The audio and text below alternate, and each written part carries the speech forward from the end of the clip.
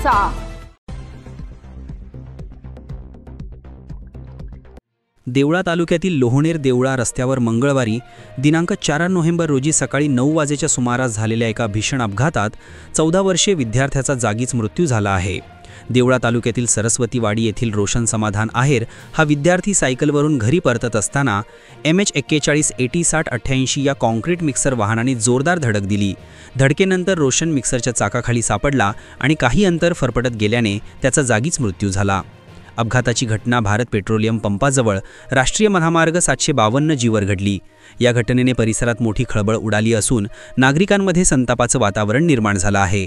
अपघातानंतर संतप्त ग्रामस्थ व नातेवाईकांनी देवळा शहरातील 5 कंदील परिसरात रस्ता रोको आंदोलन छेडले। अपघातग्रस्त मिक्सर वाहन पोलिसांनी जप्त केले असले तरी वाहनातील सिमेंट माल बाहेर काढण्याचं काम सुरू झाल्याने संतप्त नागरिकांनी तीव्र नाराजी व्यक्त केली। आमचा मुलगा गेला पण पोलिसांना माल अधिक महत्त्वाचा वाटतो का, असा सवाल करत आंदोलनकर्त्यांनी प्रशासनाविरोधात संताप व्यक्त केला।